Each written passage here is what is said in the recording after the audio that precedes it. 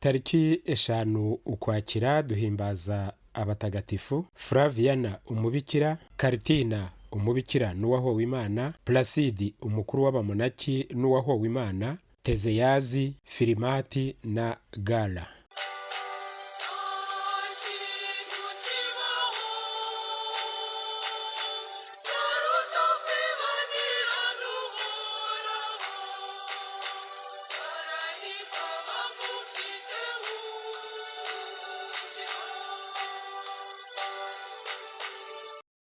Mutagatifu Plasidi na bagenzi be abamaritiri babayeho agana mu mwaka wa 546.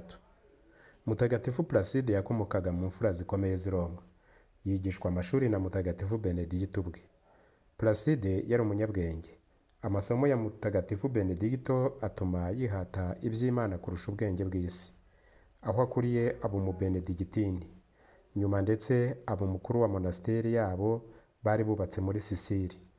Nuko hatera abapagani bafata Plasidi n'abamonaki yategekaga. Bagerageza kubatesha ubukristo, abamonaki banze, abo bapagani barabica. Plasidi apfa mbere, bamukurikiza vuba bagenzi be. Niba utari umukristo mwiza kugeza ubu, noneho kuva ubu tangira kubaho.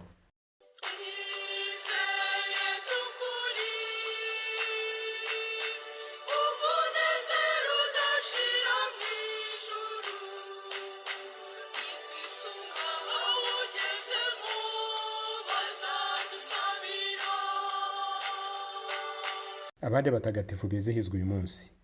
I Auxerre mu Bufaransa turahimbaza Mutagatifu Filimati umudiyakoni na mushiki we Flaviana umubikira. Uyu munsi kandi turahimbaza Mutagatifu Karitina umubikira n'uwahowe Imana ku ngoma ya Diocletian. I Roma turahimbaza Mutagatifu Gala umupfakazi. Yari umukobwa wa Simaki, konsuli w'i Roma.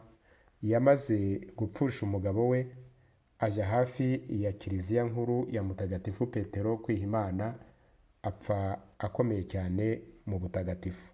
Mwabiteguriwe kandi mubigezwaho na komisiyo y'itumanaho ya Paroisse Crete Congo-Nil.